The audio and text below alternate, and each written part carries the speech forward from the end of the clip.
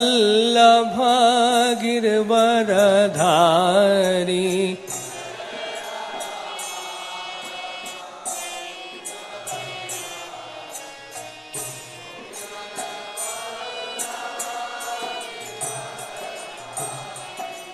यशोदानंदन ब्रज जन रंजन यमुना तीरावनचारी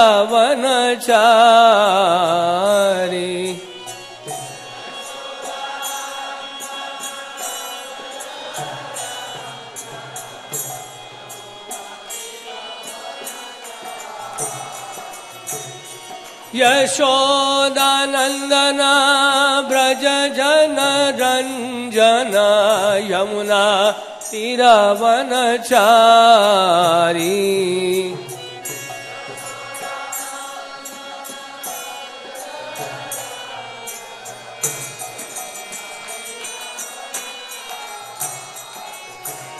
जय राधा माधव कुंज बिहारी गोपी जन वल्लभ गिरवरधारी। जय राधा माधव, सब लोग बोलिए जोर से।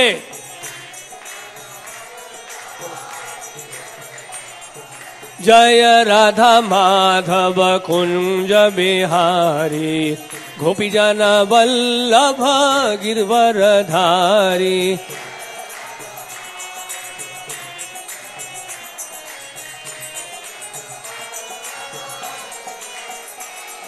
यशोदानंदन ब्रज जन रंजन यमुना तीरावनचारी।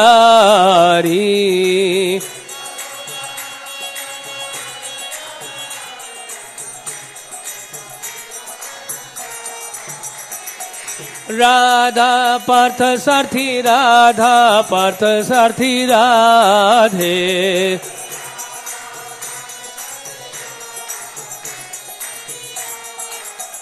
जय गौरानिताय गौरानिताय गौरानिताय जय गौरानिताय।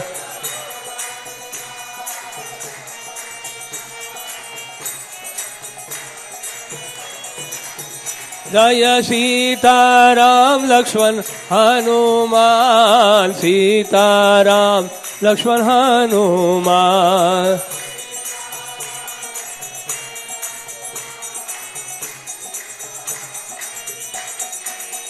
प्रभुपाद प्रभुपाद प्रभुपाद जय प्रभुपाद।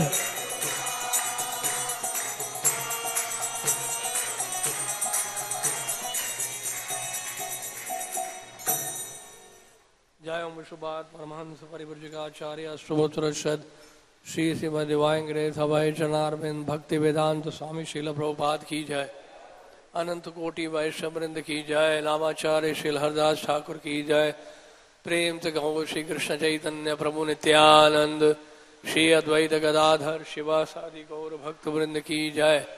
श्री श्री राधा कृष्ण गोप गोपीनाथ श्याम कुंड राधा कुंड गिरी गोवर्धन की जय। गंगा माई की जय, यमुना माई की जय, वृंद देवी तुलसी महारानी की जय। हरि नाम संकीर्तन की जय। समवेद भक्त वृंद की जय। All glories to the assembled devotees, Hare Krishna. All glories to the assembled devotees, Hare Krishna. All glories to Shri Guru and Gauranga. Om Namo Bhagavate Vasudevaya.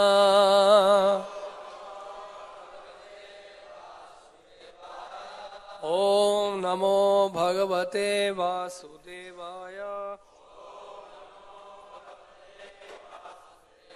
ओम नमो भगवते वासुदेवाय। नारायणं नमस्कृत्य नरं चैव नरोत्तमं देवीं सरस्वतीं व्यासं ततो जयमुदीरयेत्। नष्टप्रायेषु अभद्रेषु नित्यं भागवत सेवया भगवती उत्तम श्लोके भक्तिर्भवति नैष्ठिकी। श्रीमद् भागवतम स्कंद 4 अध्याय 25 श्लोक संख्या है 56। अध्याय का शीर्षक है राजा पुरंजन के गुणों का वर्णन। एवं कर्मसु सम असक्तः कामात्मा वंचितो बुद्धः अबुद्धः महिषी यद इहेत तत्तद् एवानववर्तत एवान्वर्तत एवं कर्मसु संसक्तः कामात्मा वंचितो बुद्धः महिषी यद् इहेत तत्तद् एवान्वर्तत एवं कर्मसु संसक्तः कामात्मा वंचितो बुद्धः महिषी यद् इहेत तत्तद् एवान्वर्तत एवं कर्मसु संसक्तः कामात्मा वंचितो बुद्धः महिषी यद् इहेत तत्तद् एवान्वर्तत। बोलिए।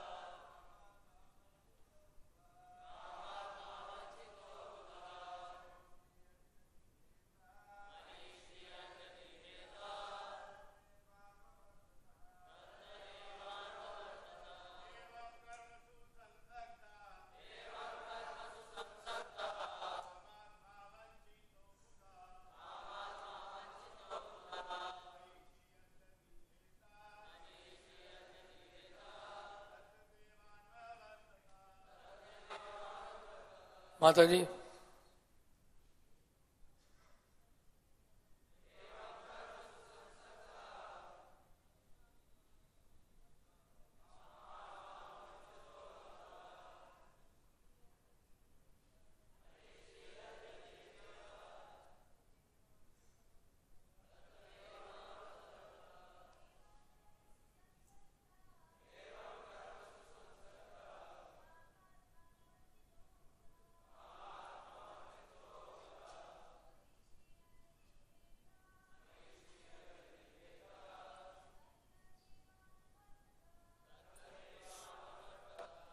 एवं इस प्रकार कर्मसु कर्मों में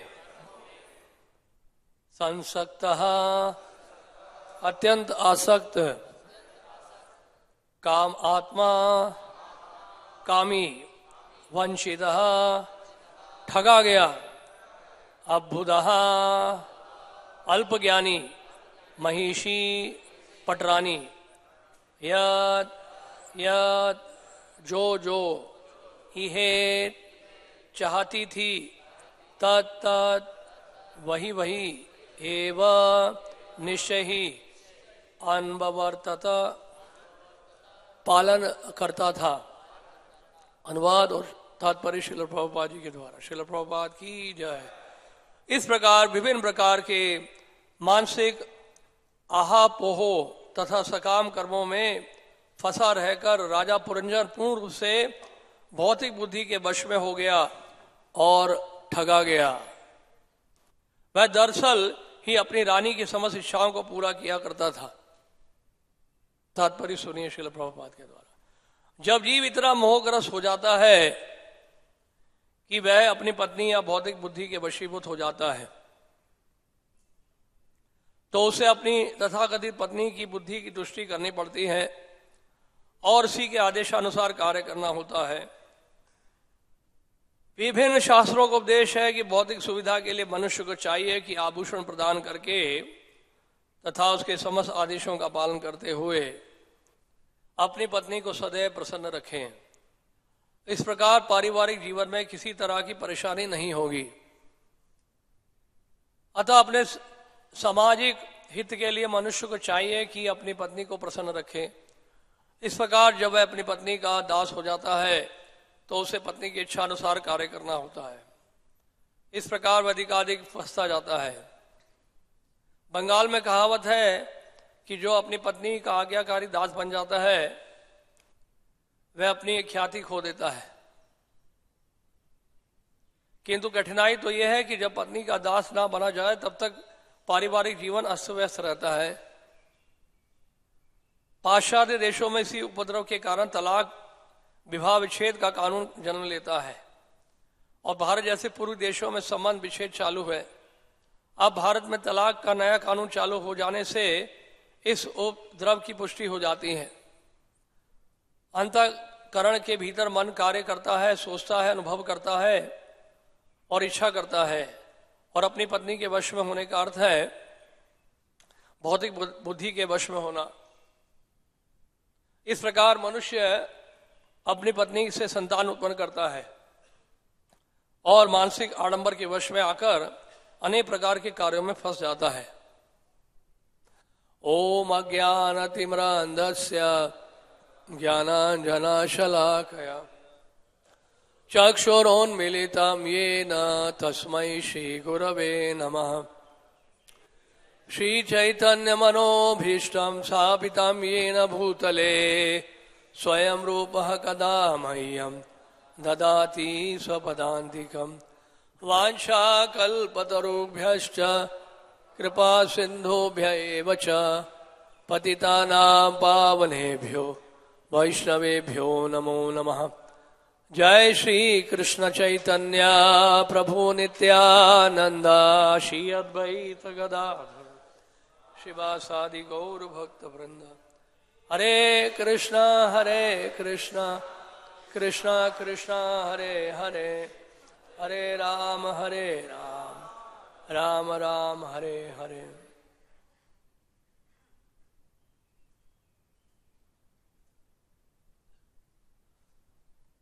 तो नारद जी राजा प्राचीनी भरिषद को ये कथा सुना रहे हैं, राजा पुरंजन की कथा। ये कथा काल्पनिक है, जैसे हमने पहले बताया कि कथा तो काल्पनिक है, लेकिन इसमें जो सिद्धांत दिया गया वो काल्पनिक नहीं है, वो हकीकत है। और उस हकीकत में भी भ्रम है, ये हकीकत भी एक भ्रम है। हकीकत होते हुए भी ये माया का प्रभाव है। तो माया बहुत प्रभावशाली है। हालांकि हमारा तो दर्शन यही कहता है कि जगत सत्यम नहीं, जगत मिथ्या नहीं है। जगत मिथ्या, ब्रह्म सत्यम जगत मिथ्या, शंकराचार्य का कहना यह है।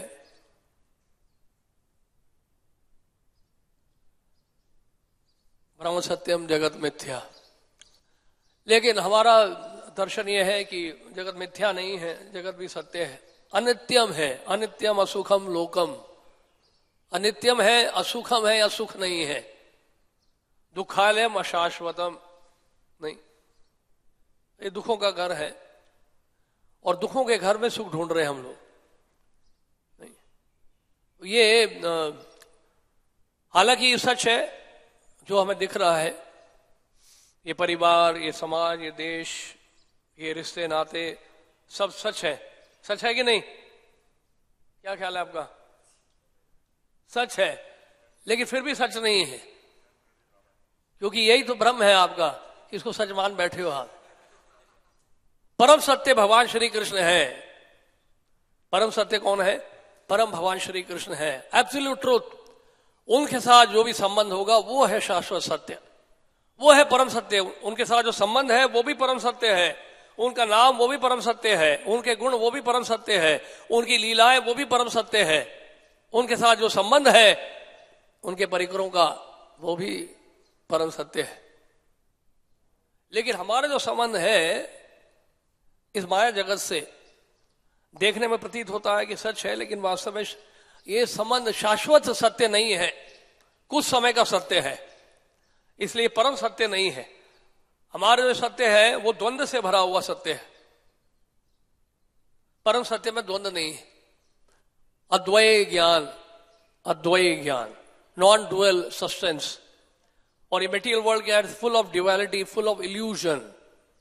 कुहुकम, कुहुकम सत्यम परम धीमहि। कुहुकम, कुहू का मतलब ये illusion. Material world is illusion, illusory world, माया जगत। और यहां पे सबको दिखाई देता है, सब कुछ सच है। ये परिवार सच है, मेरे रिश्तेदार से सच है नहीं, पत्नी सच है, पति सच है, बच्चे सच है, सब सच है। तो माया इस तरह से व्यवस्था करती है। भौतिक जगत में जब आते हैं माया व्यवस्था करती है। आप जिस परिवार में है वो आपको सत्य लगेगा। इंद्र जब सुअर बने तो उनको भी सत्य लगा, वो उनका बहुत बड़ा परिवार हो गया था। ब्रह्मा जी को मना कर दिया, कौन सा पद, कैसा पद, यही है मेरा पद, यही मैं सुखी हूं। गटर में रहकर, नाले का पानी पीकर, मल मूत्र ग्रहण करके मैं सुखी हूं। मुझे याद नहीं है किसकी बात कर रहे हैं आप, मैं स्वर्गलोक में कभी हो ही नहीं सकता, यही मेरे लिए सुख है ना। ब्रह्मा जी समझा रहे हैं, वो समझ नहीं पा रहे हैं। इंद्र भाई चलो चलो वापस चलो, स्वर्गलोक में राज्य है आपका, अब स्वर्गलोक के राजा हैं, यहां क्या कर रहे हैं आप गटर में? लेकिन समझ में नहीं आ रही उनको बात। तो इसी तरह से साधु संत, ये शास्त्र, ये भागवत, श्रीमद् भागवत ये है, ये इसलिए अनमोल ग्रंथ है। इसमें कोई मल नहीं है, अमलम प्रमाणम नहीं। श्रीमद् भागवतम अमलम प्रमाणम, इसमें कोई मल नहीं है, इसमें कोई दोष नहीं है। नारद जी कथा सुनाएंगे, ऐसे सुना रहे कथा, बड़ी रोचक कथा है। सांसारिक व्यक्ति भी इस कथा को बहुत ध्यान से सुनेगा और सुनते सुनते बाद में नारद जी झापड़ मारेंगे। नहीं, ये टेक्निक है, ये तरीका है प्रीचिंग का, प्रचार का। नहीं तो यहां नारद जी सुना रहे हैं, पुरंजन की कथा सुना रहे हैं। और यहां पे पुरंजन को हम देख रहे हैं कि किस तरह से पूर्ण तरह से वो मोहित हो चुका है, पूर्ण तरह से अपने पत्नी से आसक्त हो चुका है। क्या लिखा है आज के श्लोक में? संसक्तः, सम्यक रूप से आसक्त था वो पुरंजन, अत्यंत आसक्त। कामात्मा, कामी नहीं। तो इस तरह से बहुत ज्यादा जो है उसका मोह बढ़ गया था, इल्यूजन बढ़ गया, देहात्मक बुद्धि बढ़ गई। अपनी पत्नी का चिंतन करते करते, ध्यान लगाते लगाते, आने वाले श्लोकों में आएगा किस तरह से ध्यान लगाया। ध्याय तो विषया पुंसा संगस्ते शुभ जाए थे, बहुत ध्यान लगाया पुरंजन ने, कंटेम्पलेशन किया पूरा, रूप का ध्यान। भक्ति रसाम सिंधु में भी श्री रूप गोस्वामी यही बात बता रहे हैं कि हमें भगवान के रूप का ध्यान लगाना है, उनके गुणों का ध्यान लगाना है, यानी गुण कीर्तन, रूप कीर्तन, लीला कीर्तन, नाम कीर्तन, नाम संकीर्तन। तो ये ध्यान लगाने की विधि है कलयुग में। तो कीर्तन करते हुए, तो इस तरह से वो गुणगान कर रहा है, अपनी पत्नी का ध्यान लगा रहा है, कॉन्सेंट्रेट कर रहा है, फोकस कर रहा है बिल्कुल पुरंजन, पुरंजनी के ऊपर। और धीरे धीरे वो आसक्त हो गया है, बिल्कुल पूरी तरह से आसक्त हो चुका है। अब ये आशा ही निराशा का कारण बनने वाली है। भागवत में लिखा, आशा ही निराशा का कारण है। आसक्ति जो है बहुत खतरनाक है। आसक्ति देखने में कुछ समय के लिए लगता है कि बहुत सुख दे रही है हमें, लेकिन तैयार रहे कि कुछ समय के बाद ये आसक्ति आपको बहुत दुख देने वाली है। ये भागवत का जो तृतीय स्कंद है, चौथा स्कंद है, इसमें विसर्ग की चर्चा हुई है, सेकेंडरी क्रिएशन। श्रील जी गोस्वामी ने बड़ा विस्तार से वर्णन किया है तत्व संदर्भ में। उन्होंने बताया कि जो 10 विषय हैं भागवत के, वो कौन कौन से स्कंद में पाए जाते हैं। तो ये तृतीय स्कंद, द्वितीय स्कंद, तृतीय स्कंद और चौथा स्कंद, सेकंड कैंटो, थर्ड कैंटो और 4th कैंटो, इसमें विसर्ग की चर्चा हुई है, सेकेंडरी क्रिएशन, सर्ग की चर्चा द्वितीय और तृतीय स्कंद में हुई है, 2nd और 3rd कैंटो में हुई है। सर्ग विसर्ग, ये 10 टॉपिक्स है। सर्ग विसर्ग, सानम, पोषण, उति, मनमंत्र, ईशानु कथा, निरोध, मुक्ति, आश्रय, ये 10 टॉपिक्स हैं श्रीमद् भागवतम के। आश्रय यानी कि भगवान श्री कृष्ण आश्रय है। अन्य जो नए 9 विषय हैं उसके आश्रय कौन है? भगवान श्री कृष्ण है। इस आश्रय तत्व की व्याख्या करने के लिए श्रीमद् भागवत में श्रील सुखदेव गोस्वामी जो है इससे इतना विस्तार से वर्णन कर रहे हैं। श्रील वेदव्यास जी ने 18,000 श्लोकों की रचना की है केवल यही बात को साबित करने के लिए कि ये सारे 9 विषयों के आश्रय भगवान श्री कृष्ण है। केवल इसी बात को समझाने के लिए 18,000 श्लोक की रचना की है और कोई उद्देश्य नहीं है। ये पुरंजन पुरंजनी की कथा, इसका कोई महत्व नहीं है अगर इसका संबंध भगवान श्री कृष्ण से नहीं है। तो कहने का मतलब है जो भी विषय वस्तु है श्रीमद् भागवत का, उसका चरम लक्ष्य भगवान श्री कृष्ण है। कोई भी विषय वस्तु उठाया जाए श्रीमद् भागवत में, अंततः वो उसको भगवान श्री कृष्ण तक ही लेके जाना है, तब तो उस विषय वस्तु का कोई लाभ है। तो विसर्ग यानी कि गौण सृष्टि, सेकेंडरी क्रिएशन। सेकेंडरी क्रिएशन का मतलब है कि जो 24 तत्व मिले हैं ब्रह्मा जी को, ब्रह्मा जी ने इस भौतिक जगत की सृष्टि की है और 84 लाख योनियों में हम सब जीवात्माओं को भेजा है। हम सबको अलग अलग वस्त्र दिए हैं। ये ब्रह्मा जी की रचना है। ब्रह्मा जी ने ही हमें ये सब रूप दिए हैं। ब्रह्मा जी टेलर का कार्य करते हैं और जो 24 तत्व हैं वो कपड़े के समान हैं और ब्रह्मा जी ने बहुत सुंदर रूप दिया है, अलग अलग रूप दिए हैं। यहाँ जितने लोग बैठे हैं उनके पास अलग अलग रूप मिला है। भौतिक जगत में कितनी विविधताएं हैं और हर जीव जो है भौतिक शरीर धारण करने के बाद अपनी अपनी इच्छाओं की पूर्ति करता है। यानी कि पिछले सृष्टि में जो इच्छाएं रह गई थी हमारी, वो इन इच्छाओं को लेकर जो है दोबारा इस सृष्टि में आए। सृष्टि की रचना जो दोबारा हुई और हमें अलग अलग देह, अलग अलग शरीर प्राप्त हुआ, अलग अलग योनियों में हमने प्रवेश किया और इस तरह से भ्रमण करते करते, अलग अलग योनियों से भ्रमण करते करते हम मनुष्य शरीर में आए और मनुष्य शरीर में आके उन इच्छाओं की पूर्ति कर रहे हैं। मनुष्य शरीर में इच्छाओं की पूर्ति जब करते हैं तो कर्म बंधन होता है। पशु योनियों में इच्छा की पूर्ति होती है तो कर्म बंधन नहीं होता है, क्योंकि वो भोग योनि है। देवता की योनि भोग योनि है। मनुष्य का शरीर जब प्राप्त होता है तो कर्म बंधन शुरू हो जाता है। यमराज जी का जो उनका दायरा है, उनका अधिकार मानव समाज के ऊपर है जो कर्म बंधन में फंसे हैं, क्योंकि अपनी अपनी इच्छाओं को पूर्ति करने के लिए नाना प्रकार की योनियों में हमें प्रवेश करना पड़ता है। कर्मणा दैव नेत्रेण जंतुर देहो पपते। लेकिन ये सब होता है भगवान की अध्यक्षता में। भगवान की अध्यक्षता में देवी देवतागण जो है कार्य कर रहे हैं और हमें अलग अलग शरीर प्रदान कर रहे हैं। तो यहां पे पुरंजन भी अपनी इच्छाएं पूरी कर रहा है। पुरंजन अपनी इच्छाएं पूरी कर रहा है। तो प्रचेतागण को तो प्राचीनी भरिषद ने भेज दिया तपस्या के लिए, लेकिन स्वयं कर्म बंधन में है तो उनको कौन शिक्षा देगा? तो ये कर्म बंधन से छुटकारा देने वाले हैं ये संत महात्मा, नारद जी जैसे महर्षि, साधु जो हैं वो क्या करते हैं, हमें कर्म बंधन से छुटकारा दिलाते हैं। तो दिक्कत होती है उस समय, कष्ट होता है। कोई अगर आके अगर काटे हमारे हाथ को तो बहुत दिक्कत होगी, बहुत दर्द होगा। तो कर्म बंधन का जो छेदन करने के लिए ये संत महात्मा है, ये कर्म बंधन को काटते हैं। तो कई बार ऐसे जो साधु महात्मा है वो कड़वे शब्दों का उपयोग करते हैं, कठोर शब्दों का उपयोग करते हैं। शायद लिखा भी है वज्रात अपि कठोरात, वज्र के समान उनके शब्द होते हैं, कठोर शब्द होते हैं जो हमारी अज्ञानता का छेदन करते हैं। तमोगुण के कारण हम अज्ञानता के कारण शरीर में आ गए हैं और साधु संघ से, कथा से दूर भाग रहे हैं, भागवत कथा से। साधु संघ का महत्व नहीं समझ पा रहे हैं। तो इसलिए ये कथाएं बहुत आवश्यक है हम सबके लिए। राजा पुरंजन की कथा जो है बहुत महत्वपूर्ण कथा है। तो क्या चर्चा की जा रही है इसमें?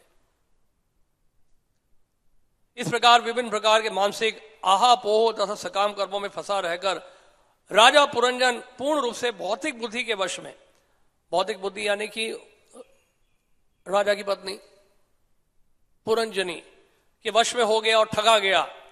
वह दरअसल ही अपनी रानी के समस्त इच्छाओं को पूरा किया करता था। इंद्र तृप्ति में जो भी लगा रहेगा वो ठगा जाएगा। जो भी इंद्र तृप्ति करेगा वो आज नहीं तो कल ठगा जाएगा। ये नियम है, ये नियम है, ये विधान है भौतिक जगत का। आप जिससे बहुत आशा करेंगे, इंद्र भोग की आशा करेंगे, वही आपको धोखा देगा। वो कड़वाहट का सामना हमें करना पड़ेगा। बिटर ट्रूथ, करेले और नीम की तरह हमें सामना करना पड़ेगा। उस कड़वाहट का सामना करना पड़ेगा।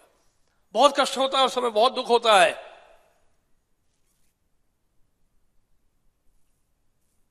और आज के समय में जब परिवार बढ़ गए हैं, संस्कृति नहीं रही, नैतिकता नहीं रही, तो ऐसे में जो है परिवार जो है बिखर गए हैं।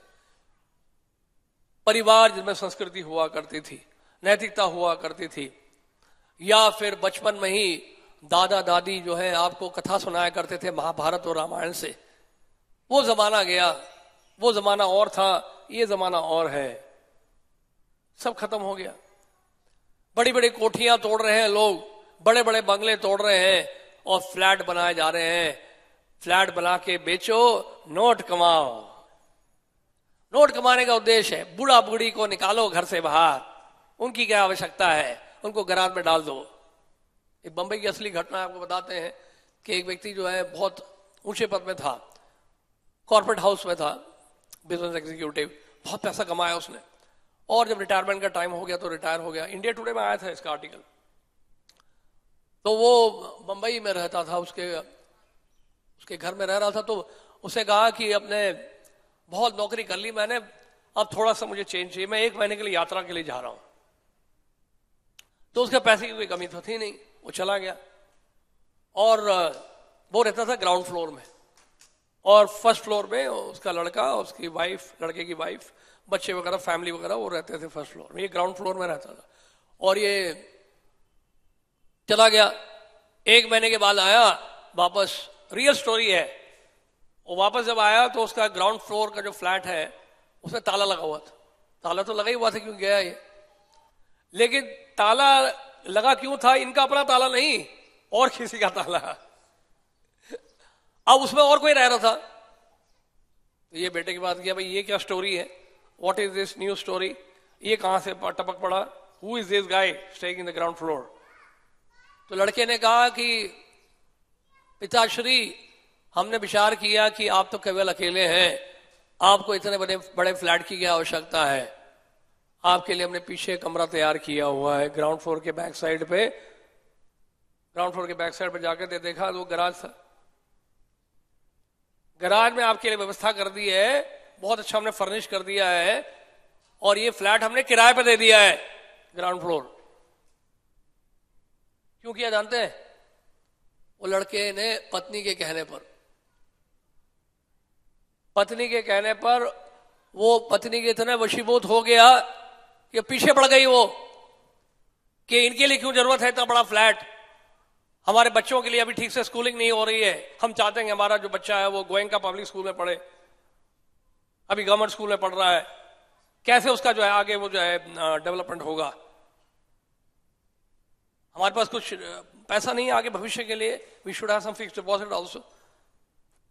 एक व्यक्ति के लिए आपने इतना बड़ा फ्लैट दिया हुआ है, वो पीछे पड़ के जो है उसने जो है इतना ज्यादा जो है दिमाग में उसका भर दिया और इतने पॉइजन कर दिया उसको, वो बेचारा क्या करेगा। जैसे प्रभुपाद जी कह रहे हैं कि अगर आपको फैमिली चलानी है तो you have to be a servant, you have to become गोदास, सर्वेंट ऑफ द सेंसेस।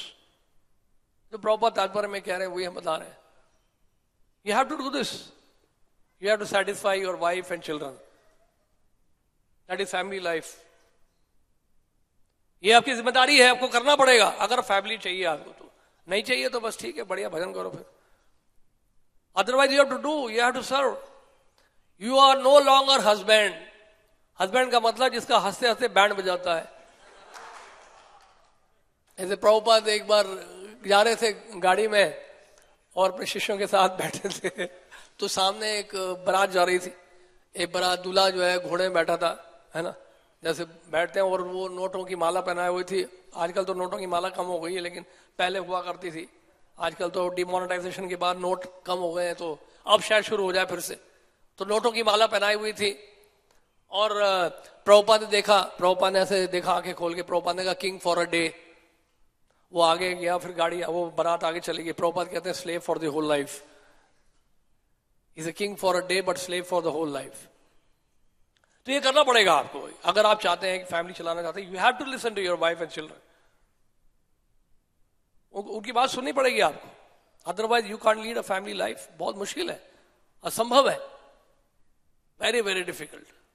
तो क्या हुआ फिर, वो पिताजी क्या करते हैं उनके, उन्होंने कहा कि ठीक है, अगर बेटे ने मुझे रिजेक्ट कर दिया है, गरार में डाल दिया, तो यहाँ रहने का क्या फायदा, मेरे पास पैसे की कमी थोड़ा ना, मैं अकेला अलग मकान ले लूंगा। मैं घर छोड़ के चले गए पिताश्री अकेले 60 साल की उम्र में, और उन्होंने अलग फ्लैट खरीद लिया अपने लिए। ये है हालत, ऐसा हो रहा है, ऐसा हमने होते हुए देखा है।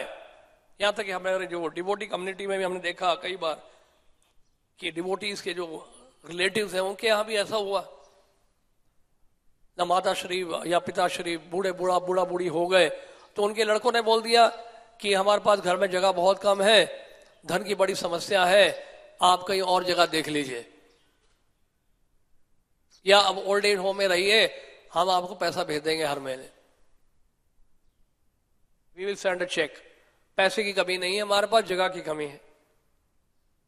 तो ये हालत हो गई है। तो न्यूक्लियर फैमिलीज हो गए, बड़े बड़े फ्लैट्स क्यों बन रहे हैं, अपार्टमेंट्स क्यों बन रहे हैं, गुड़गांव में बन रहे हैं, ईस्ट दिल्ली में बन रहे हैं, आप इंदिरापुरम में जाइए, गाजियाबाद में जाइए, हर जगह फ्लैट्स ही फ्लैट, कोठियां लोग तोड़ रहे हैं, क्योंकि सब न्यूक्लियर फैमिलीज बन गई है। छोटी छोटे फैमिलीज, न्यूक्लियर फैमिलीज, जहां केवल हस्बैंड और वाइफ रहते हैं, और कई बार वो भी नहीं रहते हैं, अलग अलग रहते हैं, हस्बैंड अलग वाइफ अलग, वाइफ का अलग फ्लैट है, हस्बैंड का फ्लैट अलग है, नहीं, और हस्बैंड अलग गाड़ी में जा रहा है, वाइफ अलग गाड़ी में जा रहे हैं। जितने लोग हैं उतनी गाड़ियां। परिवार एक साथ बैठ के खाना नहीं खा सकता, प्रसाद नहीं बोल रहा हूं मैं, एक साथ बैठ के खाना नहीं खा सकता है, कोई नहीं खा सकता, समय नहीं है किसी के पास। हस्बैंड जो है वो नौकरी कर रहा है, सुबह निकलना है 7 साढ़े 7 बजे ऑफिस के लिए, रात को आएंगे 11 बजे, और वाइफ भी जॉब कर रही है। हम भी किसी से कम थोड़ा है, I am also qualified, I am more qualified than him, right, I am more qualified than, I am MBA and PhD, he is just an engineer, I am more qualified, I am a doctorate, so why should I listen to him? He should listen to me. I am also earning, I am earning more than him. He is earning 50,000 rupees, I am earning 1 lakh, right? वो जमाना और था, ये जमाना और है। आप भी कुकिंग करो, you have also to cook, you have to wash the pots, घर साफ करो, सब करो, करना पड़ेगा आपको। तो दोनों कर रहे हैं, husband and wife, they are all working. बच्चों के लिए टाइम ही नहीं है, बच्चा हो गया तो बच्चों के लिए टाइम ही नहीं है। बच्चे बेचारे स्कूल में जा रहे हैं, और स्कूल में, वाह, स्कूल में जो है मॉडर्नाइजेशन के नाम पर टीचर्स हैं और आपके जो सुपीरियर्स हैं वहां पे जो आपको सिखा रहे हैं, मटेरियल नॉलेज दे रहे हैं, वो बोल रहे हैं बेटा इस ड्रेस में तो ये पुराने जमाने का ड्रेस हो गया है, अब अपने कपड़े तो चेंज करो। अब इस सेशन से हमने फैसला किया है कि इस सेशन से जितने भी स्टूडेंट्स हैं वो सब का ड्रेस कोड चेंज किया जाएगा, और जो लड़के हैं they will come in trousers and shorts और शॉर्ट्स, और जो लड़कियां हैं वो सब जो है फ्रॉक पहन कर आएंगे या जीन्स पहन कर आएंगे, टी शर्ट्स पहन कर आएंगे। What is this nonsense? तो शिक्षक है ये समाज के शिक्षक हैं जो विद्यार्थी को सिखा रहे हैं कि किस तरह से आपको बंदर बनना है, how to become a sophisticated monkey.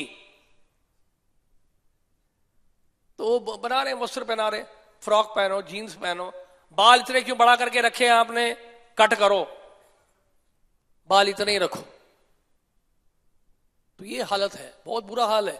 तो ये कल्चर जो था हमारा, इस भारतवर्ष में वो सब खत्म कर दिया गया एजुकेशन के माध्यम से। एजुकेशन सिस्टम को जो है दूषित किया है ब्रिटिशर जो है इंडिया में एंटर किए हैं, उसका एक ही तरीका था उनके पास कि इंडिया के जो एजुकेशन सिस्टम है उसमें एंटर किया जाए और वहां जाके जो है अपना जो है गंद भरा जाए। और हमारे बेचारे जो है यहाँ पे जो जवान लड़के बैठे हैं, युवा पीडीवी के लोग, ये सब इंजीनियर बन गए, ये सब एमबीए बन गए, कुछ चार्टर्ड अकाउंटेंट बन गए। कितना समय खराब कर दिया आप सबका उन्होंने, बहुत समय बर्बाद कर दिया आप लोगों ने बाहर की दुनिया में। भौतिक ज्ञान हासिल कर करके दिमाग जो है वो बिल्कुल बुद्धि भ्रष्ट हो गई है। और उसमें अगर विवाह हो जाए गलती से तो फिर ये यहां लिखा ही हुआ है, वो तो मेटीरियल इंटेलिजेंस है, भौतिक बुद्धि। यहां पे women has been compared to material intelligence and material intelligence will pollute you more and more। इस संसार में फंसे रहो, हमेशा के लिए ही रहना की इच्छा बनी रहेगी, फिर बाहर नहीं निकलना चाहेंगे हम लोग। Very difficult life. तो ये जो मेटीरियल लाइफ है वो बहुत ज्यादा कष्ट पहुंचाने के लिए। अभी हम पढ़ रहे थे डाइवोर्स रेट, हमने स्टैटिस्टिक्स लिया था, ये इंफॉर्मेशन मिला है कि रशिया में, क्योंकि डाइवोर्स की बात कर रहे हैं, 1 out of 2 marriages and in divorce. 2 में से 1 विवाह का क्या हो जाता है?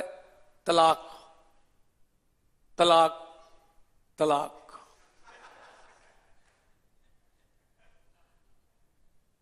और यूएसए में 1 out of 3 marriages and in divorce, 3 में से 1 का तलाक हो जाता है। इंडिया भी प्रोग्रेस कर रहा है। तो अब तो संख्या बढ़ती जा रही है, कोर्ट में जो संख्या बढ़ती जा रही है। नहीं, लॉयर्स के तो मजे हो गए, लॉयर्स का बिजनेस बढ़ रहा है इंडिया में भी। अभी अमेरिका में साइकेट्रिस्ट और लॉयर्स, ये 2 बहुत अच्छे बिजनेस करने वाले हैं।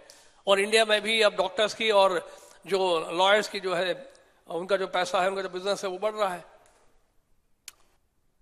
तो इस तरह से जो है डाइवोर्स केसेस बढ़ते जा रहे हैं।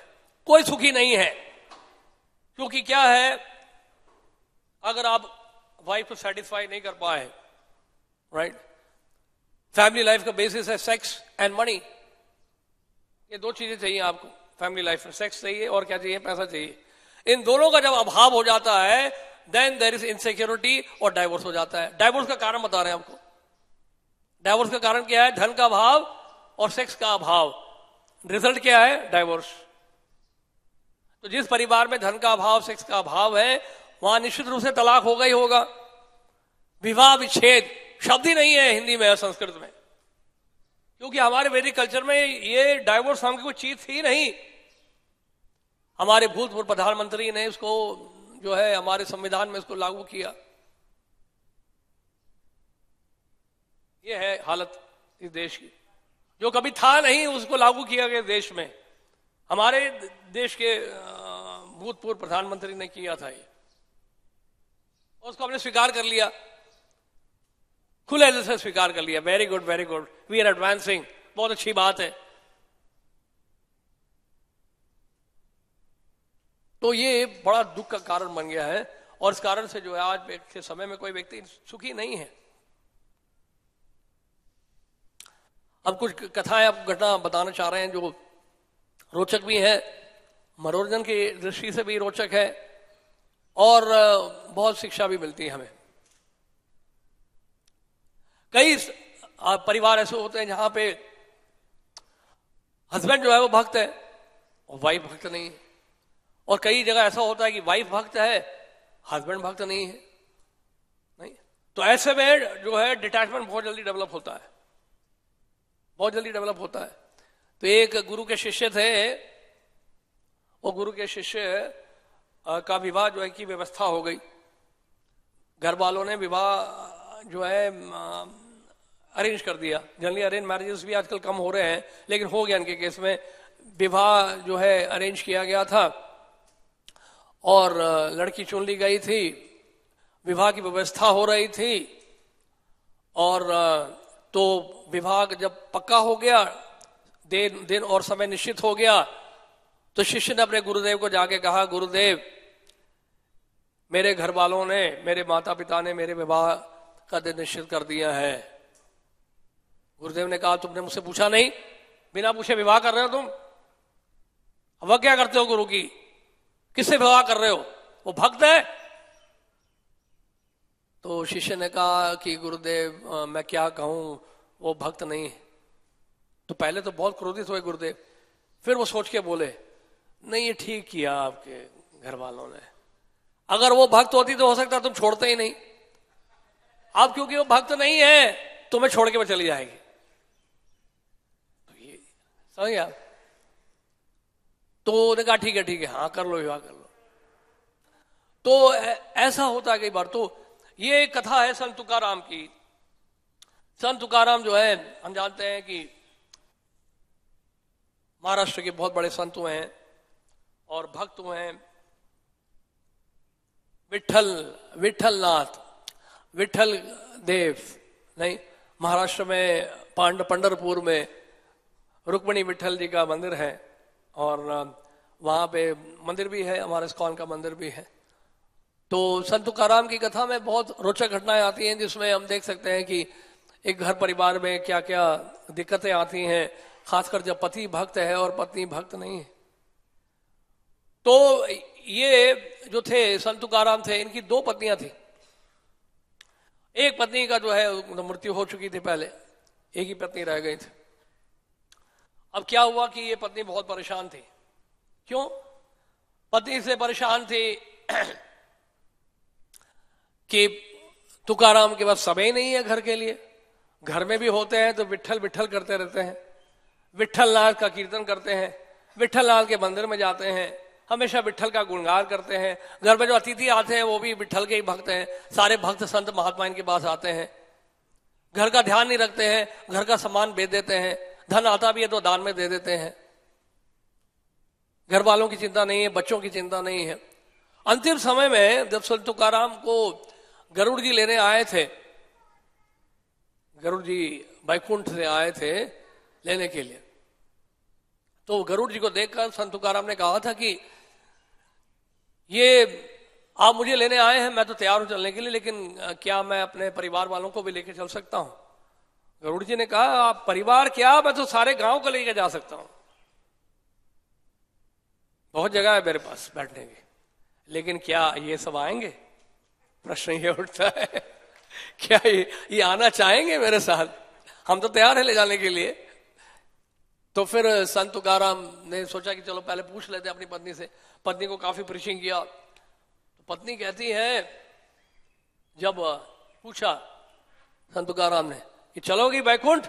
मैं बैकुंठ जा रहा हूं, गरुड़ जी आए हैं हमें ले जाने के लिए। वो कौन सा बैकुंठ?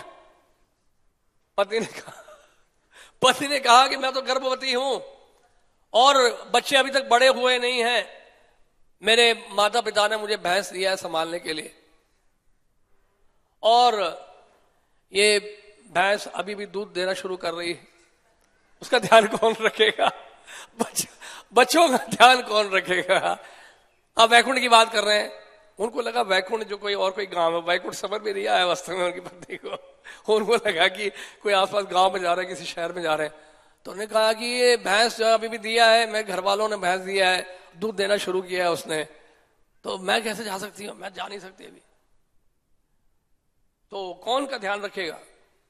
तो मना कर दिया, पति ने मना कर दिया, मैं नहीं चलती। संत तुकाराम को इसलिए अकेले जाना पड़ा।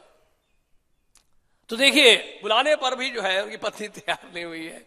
बिल्कुल ओपन इनविटेशन मिल रहा है शुद्ध भक्त के द्वारा, और गरुड़ जी साक्षात आए हुए हैं, लेकिन जाने की इच्छा नहीं है। इसे धाम जाना इतना आसान भी तो नहीं है, भगवान के धाम में जाना इतना आसान नहीं है, क्योंकि ये जो इल्यूजन है, ये जो आसक्ति है इस देश से और संसार से, ये बहुत ही स्ट्रांग है, जड़ पकड़ चुकी है, क्रॉनिक है एकदम। इस रिलेशनशिप को कट करना, बंधन को काट के उधर जाना भगवान के धाम में, it's not so easy task, very very difficult. तो एक घटना और बताते हैं आपको। एक बार इस संत तुकाराम की जो वाइफ है, वो नहाने के लिए गए थे, और ये इतने गरीब थे संत तुकाराम, गरीब क्या गरीबी हो गई थी क्योंकि ये दान दे दे के सब गरीबी बन गए थे, कुछ था ही नहीं घर में।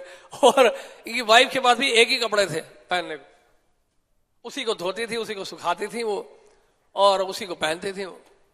बेचारे नहाने गई थी, और नहाने गए संत तुकाराम बाहर बैठ के विठल नाम का कीर्तन कर रहे थे, विठल विठल का कीर्तन कर रहे थे। तो एक वहां एक बूढ़ी सी औरत आई, बोलते हैं कि बेटा बेटा मैं बहुत दुखी हूं, हमारे पास घर में कुछ खाने को नहीं है, मेरे पास ठीक से कुछ कपड़ा पहनने को नहीं है, आपके पास कोई कपड़ा है तो दे दो। संत तुकाराम जो है भजन कर रहे हैं, अपना कीर्तन कर रहे हैं, उनका हृदय पिघल गया। अच्छा, आपके पास कोई भी कपड़ा नहीं है पहनने के लिए, फटे पुराने कपड़े पहने आपने, हमारे पास तो कहीं ना कहीं कपड़ा आ ही जाएगा, कहाँ है हमारे घर में कोई कपड़ा है क्या? वो वहां देखा कि दरवाजे के बाहर, यानी कमरे के बाहर, मतलब उस टॉयलेट के बाहर जब स्नान करने गई थी तो वहां पे कपड़ा लटका हुआ था उनका, वो कपड़ा निकाल के इन्होंने दे दिया तो बूढ़ी औरत को दे दी। बोलते हैं जुग जुग जियो, आशीर्वाद है मेरा तुम्हारे लिए, कृष्ण में मति हो, मति कृष्णेर मति रस्सु, आपका मन भगवान श्री कृष्ण के चरणों में लगे, आपने मुझे जो है क्या कर दिया, खुश किया है बहुत, मैं आशीर्वाद देती हूँ आपको। तो वो अंदर नहा रही है, उनको कुछ आवाजें आ रही थी बाहर से कि कोई बूढ़ी औरत आई है और बहुत ही ज्यादा लड़खड़ाती हुई आवाज में बोल रही है कि मैं बहुत गरीब हूं, मेरे पास कपड़ा भी नहीं है, और ऐसा मुझे लग रहा है कि मेरे पति देव ने मेरा ही कपड़ा तो नहीं दे दिया कहीं। अब वो बहुत परेशान हो गए, बहुत परेशान हो गए। तो वो कोसने लगी, अंदर ही अंदर कोसने लगी।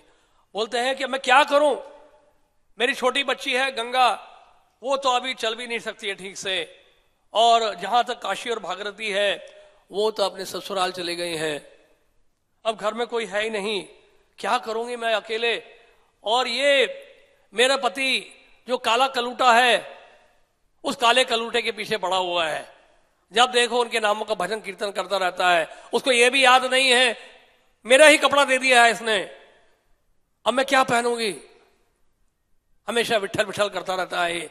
तो वो कोस रही, बहुत डांट रही अंदर से ना, बाथरूम के अंदर से जो है बहुत गर्म हो रही थी। उतने में क्या हुआ, रिश्तेदार आ गए। अब रिश्तेदार जब आए तो रिश्तेदार आके वो लोग आके देखे क्या बात है, वो अंदर बेचारी बैठी हुई है वस्त्र पहने।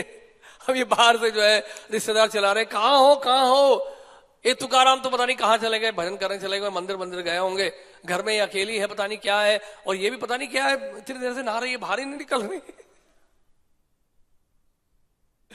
तो वो बेचारे बहुत परेशान हो गए, रोने लग गए। और देखिए विठल नाथ जी की क्या कृपा है, संत तुकाराम इतने बड़े ऊंचे कोटि के भक्त थे कि स्वयं विठल नाथ जी आए और उन्होंने एक बहुत सुंदर पीले रंग का कपड़ा, पीतांबर वस्त्र जो है ऊपर से नीचे अंदर डाल दिया, उस बाथरूम के अंदर डाल दिया। देखा ये कपड़ा कहां से आया, तो उन्होंने कपड़ा पहना। उसके बाद फिर उनकी पत्नी ने कपड़ा पहन के, और वो सब सोचने लगे, अरे ये देखो, हम तो क्या सोचते थे कि ये तुकाराम जो है बड़ा गरीब है, इसके पास पहनने को कुछ नहीं है, खाने को कुछ नहीं है, ये देखो कितने महंगे वस्त्र हैं, जरूर छुपा के रखा होगा, ये बहुत ढोंगी आदमी है, ये बाहर से दिखाता है बड़ा गरीब है, बड़ा वैरागी है, भक्त है विठलनाथ का, और यहां देखो इतने महंगे महंगे कपड़े अपने पत्नी को दे रहा है। तो वो सब चर्चा कर रहे हैं आपस में, बाहर के जो रिश्तेदार आए हुए थे, कि उनको लगा, फिर वो सोचती है कि पत्नी सोचती है कि जरूर कोई बात है, मुझे लगता है कि ये स्वयं विठल नाथ जी इनकी मदद करते हैं, इनके पास तो फूटी कौड़ी नहीं है, महंगे वस्त्र कहां से आ गए, ये तुकाराम ने थोड़ा दिया है मेरे को। खैर जो भी है, अब क्या करें, चलो मिल तो गया कम से कम कुछ पहनने को। तो ये देखिए किस तरह से बड़ा मुश्किल है कि जहां पे अगर दोनों भक्त नहीं है, अगर एक भक्त है एक भक्त नहीं है, तो हमेशा इस प्रकार की समस्या चलती रहती है, दुविधा चलती रहती है। एक घटना आपको और बताते हैं। एक घटना ऐसी हुई कि जैसे उन्होंने बताया कि घर में हमेशा कड़की चलती थी, पैसे थे नहीं इनके पास, बहुत बुरा हाल था, और संत तुकाराम कोई व्यापार भी नहीं करते थे, बिजनेस भी नहीं करते थे। एक बार एक व्यक्ति ने उनको देखा कि वो खेत के सामने बैठ के भजन कर रहे हैं अपना, संत तुकाराम। तो उन्होंने कहा कि आप यहां बैठे ही हो तो एक काम करो, फिर अगर बैठ ही गए हो यहाँ पे तो देख लो कम से कम खेत में चिड़िया ना आए, पक्षी ना आए, जानवर ना आए, फसल कहीं खा जाएंगे। आप बैठ के देखते रहो, मैं तुम्हें पैसे दूंगा। संत तुकाराम ने कहा ठीक है, हम अपना भजन करते रहेंगे, मुझे करना क्या, भजन ही करना है बैठ के। तो भजन करते रहे। और जब वहां बहुत सारे पंछी आ गए, बड़े बड़े पक्षी आ गए, वो सब खाने लग गए फसल को। संत तुकाराम के हृदय में दया आ गई, यार इनको मैं भगाऊंगा तो बेचारे वंचित हो जाएंगे खाने से, तो मैं नहीं भगाना चाहता है इनको। वो अपने संकीर्तन में लगे हुए थे, फिर भी तुकाराम वो सब खा के चले गए, फसल सारी खराब हो गई। तो इस तरह का भाव था संत तुकाराम का। वो इसलिए उनकी पत्नी बहुत परेशान रहती थी, क्या कुछ करते नहीं है, पता नहीं हमेशा जो है बस सबको दान में दे देते। तो एक बार क्या हुआ कि वो पति ने सोचा कि कुछ तो करना पड़ेगा, मैं से तो फिर चलेगा नहीं ना घर। तो वो एक व्यापारी से जो कर्जा देते थे, बैंक तो था नहीं उस समय, तो उस समय वो मुनीम होते थे, तो उस मुनीम के पास गए और उनसे 200 रुपये ले लिया कर्जा। उन्होंने कहा कि उनकी पत्नी ने कहा 200 रुपये है, अब संभाल के रखना, इसको देना मत किसी को, ये 200 रुपये मैं तुम्हें दे रही हूं और आप जाइए कुछ व्यापार करके आइए, नमक का व्यापार करिए, नमक खरीदिए और नमक का व्यापार करिए, नमक बेचकर आइए तो अब घर चलेगा। नहीं घर कैसे चलेगा? तो उन्होंने कहा ठीक है, और 200 रुपये लेके चलेंगे। अब 200 रुपये लेके जब चले गए तो रास्ते में क्या देखा उन्होंने, एक व्यक्ति को देखा वहां जाके। हाँ, फिर वहां जाके क्या हुआ कि व्यापार किया उन्होंने, व्यापार किया तो वहां पे फिर कुछ गुड़ भी खरीद लिया ताकि वो अपने गांव में उसको बेच सके। और कई व्यापारी वहां पर आए थे और उन व्यापारियों ने भी जाके पुणे में जाके जो है बहुत गुड़ खरीद के वहां पे उसका व्यापार किया, काफी धन कमाया था। तो ये सब वापस आ रहे थे एक साथ। तो एक ब्राह्मण बेचारा बहुत वृद्ध अवस्था में था, उसकी दाढ़ी वाड़ी बड़ी हुई थी, बाल बड़ी हुई थी, तो वो बेचारा बहुत दुखी था, बहुत परेशान था वो। तो वो फिर आया तो उसने देखा, संत तुकाराम ने देखा उसकी गर्दन में ना ये किसी ने बहुत बड़ी लकड़ी भी रखी हुई है और वो बेचारा धीरे धीरे चल रहा था, चल भी नहीं पा रहा था। तो उसने कहा ये क्या किया तुमने, ये क्या कर रहे हो, ये किसे रख दिया तुम्हारे यहां पे गर्दन कंधे पे? तो उसने कहा कि मैं तो फंस गया हूं। हमारे पूर्वज जो है गांव के मुखिया हुआ करते थे, हमारे रिश्तेदारों ने कुछ ऐसा षड्यंत्र रचा, हमारा सारा पद, हमारा सारा धन संपत्ति सारी छीन ली है। और राजा भी जो है उसको भी, राजा को भी खिला पिला दिया खूब, और राजा भी इनके साथ हो गया है। अब राजा जो है मुझसे जो है 300 रुपये मांग रहा, मुझे यहां तक कि उन्होंने जेल में डाल दिया था और बड़ी मुश्किल से मैंने राजा को 50 रुपए देके छुटकारा पाया। अब वो 250 रुपये मुझे और देने, और राजा कहता है बाकी पैसे वापस दो। और राजा ने क्या कि छोड़ तो दिया मुझे, ये लकड़ी डाल दी, कंधे पे लटका दी, अब उसको लेके मैं चल रहा हूं। तो संत तुकाराम ने पैसे कमाए हुए थे। संत तुकाराम ने देखा अरे ये तो बहुत दुख की बात है, आपके साथ ऐसा हुआ है, एक काम करो, मेरे पास कुछ पैसे पड़े हैं, ये 250 रुपये ले लो। तो 250 रुपये, 50 रुपये तो आपने दे दिए राजा को, तो ये 250 रुपये लो। तो पैसा कमाया और सारा दे दिया उनको, और 250 रुपये उस ब्राह्मण को दे दिए। तो ब्राह्मण बड़ा खुश हुआ, ब्राह्मण ने आशीर्वाद दिया कि आपकी मति कृष्ण में हो, बहुत जो है भाग्य से जो है किसी को साधु संग मिलता है, आज हमें ऐसे उन्नत भक्तों का संग प्राप्त हुआ है और आपने मेरी बहुत बड़ी समस्या हल कर दी है, मैं पता नहीं कैसा आपका धन्यवाद करूंगा। तो उसके बाद फिर क्या हुआ, उसके बाद सोच में पड़ गया। लेकिन संत तुकाराम सोच में पड़ गया, संत तुकाराम सोचने लगे कि अब मैं घर कैसे वापस जाऊंगा, वो मेरी पत्नी तो मेरी हालत खराब कर देगी, वो तो वैसे ही मुझसे बहुत परेशान है। तो वो सोच में पड़ गए। अब क्या हुआ देखिए, संत तुकाराम के ऊपर कितनी कृपा है विठल नाथ जी की। विठल नाथ जी ने तुकाराम का वेश धारण कर लिया और विठल नाथ ने क्या किया, उन्होंने क्या किया कि 5 स्वर्ण मुद्राएं जो है उन्होंने दे दिए जिनसे मुनीम जी को, जिससे कर्जा लिया था, यानी कि उस मुनीम से लिए थे 200 रुपए लिए थे, तो 5 सोने की मुद्राएं उस समय 200 रुपए तक की थी, और 200 रुपए दे दिए मुनीम को। और उसके बाद फिर कुछ जो है सोने के सिक्के जो है एक व्यापारी को दिए। संत तुकाराम जो भगवान है विठल नाथ जी, तो व्यापारी ने कहा कि मुझे क्यों दे रहे आप? तो ये कहते हैं कि नहीं नहीं, मैं अगर दूंगा अपनी पत्नी को तो वो बहुत डांटेगी मुझे, उसकी बड़ी बड़ी आंखें, लाल आंखें देखकर मुझे बड़ा डर लगता है। आप ये सोने के सिक्के उनको दे देना, 5 सोने के सिक्के मेरी पत्नी को दे देना।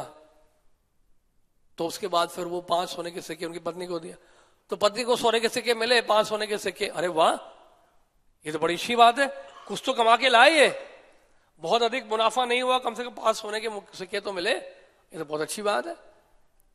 तो फिर वो सोचने लगी, एक तुकाराम मेरे पति देव तो आए नहीं वापस, वो कहाँ है? क्योंकि व्यापारी के हाथ भिजवाया था, जो भगवान भी थे उन्होंने वेश धारण किया, तो वो भी व्यापारी के हाथ भिजवाया।